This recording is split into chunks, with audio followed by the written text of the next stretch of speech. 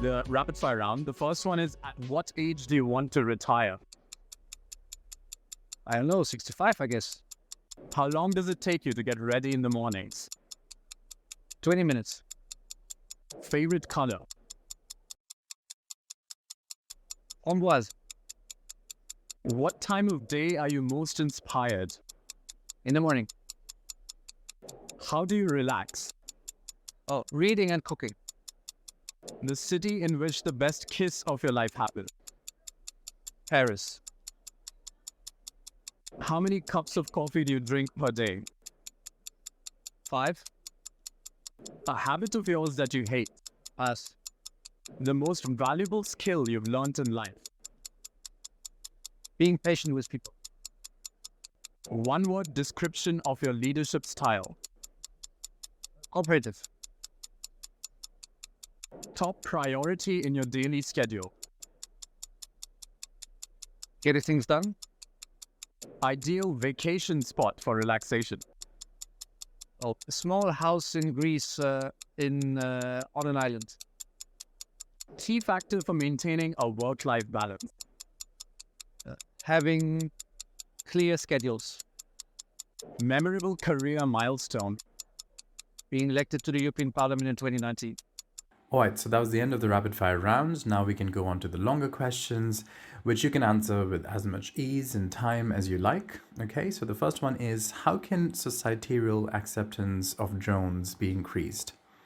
I think it's important that people see drones and they see the positive effects of drones. For example, in my home region, drones are used in order to rescue fawns. So this is a very positive impact on the society, and there's people love it. They love to see it. They go there in order to see how the fawns are rescued. So people need to see drones in operation. They need to see drones helping on search and rescue missions. They need to see drones doing things done or delivering things they urgently need. So I think acceptance goes with having contact to drones, and not only hearing about drones when you listen to the news and hear about attacks during the war. And how can this awareness be increased? I think the awareness can be increased if we have a good ecosystem for drones in Europe, and we see applications happening in farming and in other stuff. That people need to talk about it. So I think the awareness is rising with present and with being popular and being part of everyday society.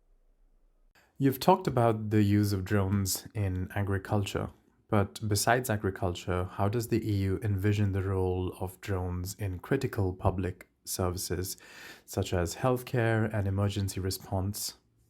Drones will have a very important role on emergency response and on search and rescue, especially. On health issues, there might be delivery of medicine to remote areas, but we will see very soon that, for example, the old helicopters from ADAC in Germany will be replaced by eVTOLs. So these are not small drones like you know it, but they are in a way a drone category. So this will be a part of the future and of having good services for the people in the future. I can imagine that this kind of widespread implementation will certainly require infrastructure or policy changes at the European level. What is the EU planning to do about that?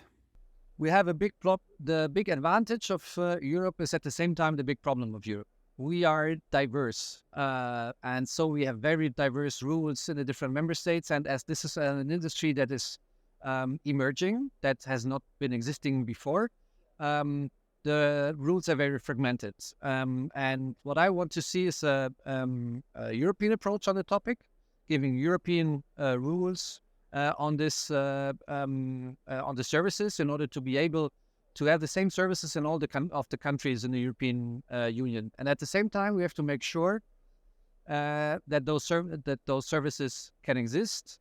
There, the real game changer is the pricing of the services a drone needs in order to be able to fly. And if this is too expensive, the service will not happen. So we need to make sure that the cost of those services is cheap in order to make a drone infrastructure in a drone environment a reality in the future. And so the EU market is one thing, but in terms of international cooperation, how is the EU positioning itself as a leader in setting these global standards for drone operations and technology? Well, you have two different approaches. There's the American approach. They start to fly. There are not many rules. And then we see they have a look at, okay, what do we need to put, which rules do we need to put in place? And there's the European approach. And the European approach is we put rules in place in order to be able to enable the services, because the European approach is very cautious. And this has a lot of good advantages because we put safety first. And so there's nothing that is more important than safety. We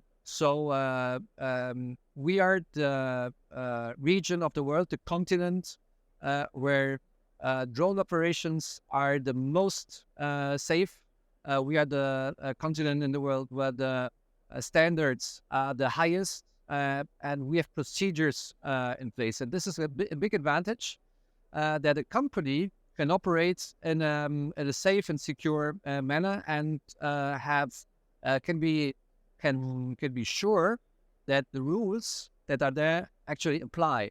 And this is important if you want to do services. I think that's the real advantage of the European Union in the drone aerospace.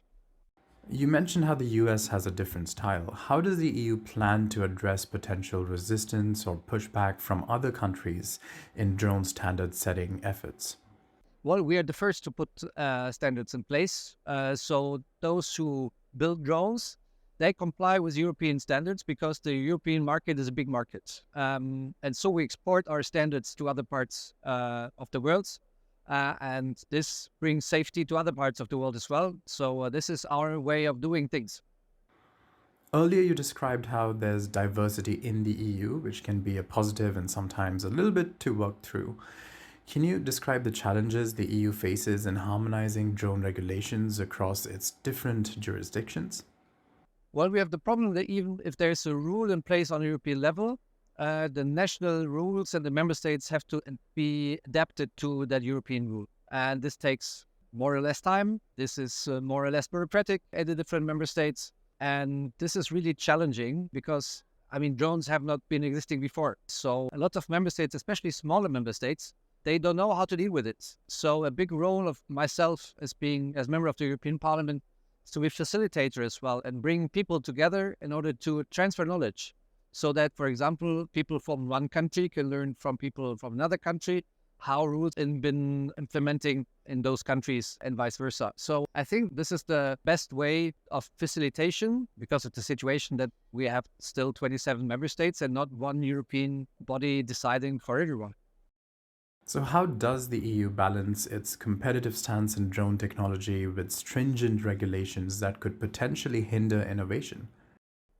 Well, listen, there's one rule that is the most important, that is safety first. And safety first applies to everything which is in the air. And this is the base of the success story of aviation. And this is to be the base of the success story of drones as well. So sure, sometimes it might be perceived as being hindering, but for me, we cannot discuss safety. So safety first, and then let's do competition. Do this its job, and let the different companies that are building drones build different style of drones, different applications, and we will see what will emerge, and we will see what will be taken up in the market. So I think that's the way we do it. But then, sure, we do categories of different drones, and we have categories from a certain weight on. You need to have a license to fly them. But this comes all from the safety first rule. So I think we have quite a good framework for drones in the European Union, and then competition makes it interesting. One of the key concerns, of course, is privacy. So these are paramount with the increase in drone usage. What steps are being taken to prevent misuse and ensure surveillance does not infringe on individual rights? There are very clear rules on not having drones and having cameras infringing your privacy. And those are not enshrined in the drone regulation, but in other laws concerning cameras in public spaces, concerning surveillance technology, etc. So these rules have to be applied. That's why there are, for example, it's necessary to have certain distance to houses or to residential areas so that you cannot take pictures of your neighbor in the garden in the summer. And I think it's important that those rules are enshrined, are not breached. But in any case, always people fearing that drone operations might infringe the privacy of people. It's just if they do so, they're not applying the rules. And this has to be very clear. And those drone operations cannot happen if they infringe those privacy rules. Given all of these use cases and the general rapid evolution of drone technology, how is the EU Parliament ensuring that its legislative actions are not only reactive, but also proactive? Very complicated because legislation cannot be as quick as innovation. So in a certain way, we are always reactive. The point is that we put a framework in place. And in this framework, the innovation can happen.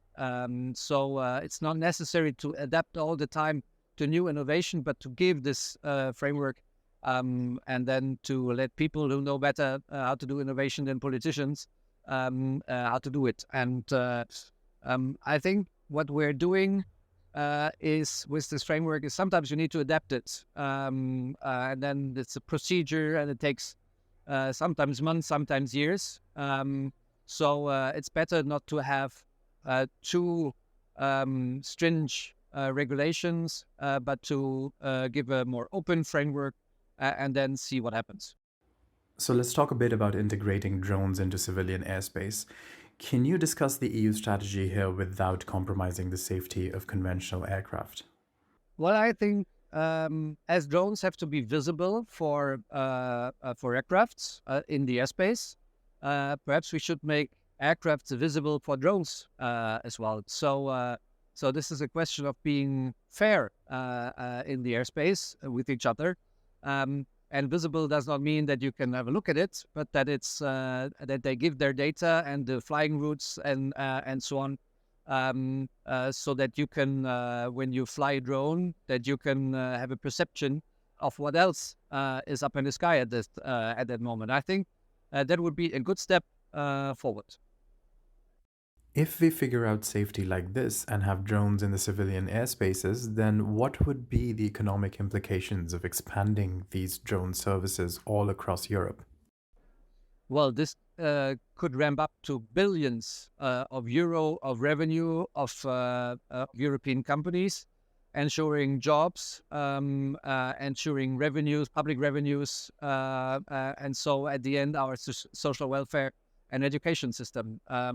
So I think it's important to have this ecosystem in place, this infrastructure in place, so that actually those services can happen and that people can make money out of it and so can create jobs out of it. I think that's the purpose of a good policies that are in place, that they support the competitiveness of our industry and thus lead to job and growth. How might these implications vary across different sectors? Do you think it's going to help small and medium businesses compete against big enterprises? Yeah, and this is already happening. We have a little bit of the problem at the moment that this is an emerging market, and so you need a lot of capital in order to be competitive in this market. So big companies that are already existing have a little bit of advantage at the beginning, but they are not so quick and not so adaptable as the smaller companies. We see already today that in different sectors, drone operations are emerging. Think of agriculture, for example. Think of construction, for example, where small and medium-sized enterprises use drones for their purposes. And this is not necessarily that they are in competition with bigger companies, but they create an advantage. They create added value in their company when they are in competition with other companies. So drones are an added value for those companies using it. Speaking of capital, what partnerships is the EU forming with private sectors or international bodies to advance drone technology? There are public-private partnerships like CSAR joint undertaking on a European level, where we put together legislators, administrations, and industry stakeholders, and they are the financing comes from all of the sides. So I think this is a good way forward in order to create a common way of creating a drone system ecosystem in the European Union. And so finally, what ethical considerations are being discussed with the EU Parliament concerning autonomous drones and AI integration? I mean, the most important question is and remains safety. So every time when you have an autonomous vehicle, and may it be a drone or a car, the question of safety for the people is discussed at length, and rightly so, because we have to make sure that applications are safe. And that security and safety is always guaranteed. And I think this is from an ethical point of view, the most important question. Will drones replace human workforce? Maybe, but this is like every automation. So I don't think this is a real big topic. Most of the colleagues really see the advantages and the possibilities of drones flying in the European Union, giving services, creating jobs. And so the European Parliament as such is very supportive to the drone industry. And how might these discussions shape future regulations? Well, I would say don't do too many regulations now because we have just put in place a regulation called Single European Sky. Finally, after years of discussion, has been voted in the European Parliament and will now be adapted in the member states. So I don't think that it's about a lot of regulation and new rules or laws. Sometimes it's about doing small regulations, so no laws decided by the Parliament, but implementing acts done by the European Commission, for example. And there, this cooperation and those discussions are important between the different stakeholders, between industry, users, and regulators, so that the rules can be simple but adequate for those applying those rules. All right, so the last question for you is of a personal kind. What would you be doing in your life if not this? Oh, I don't know. If I would not be a member of the European Parliament, probably I would have become a farmer in Germany at the farm of my father or my parents. But honestly, I don't know. You cannot undo history. So I'm a member of Parliament now, and I would like to stay after the European elections.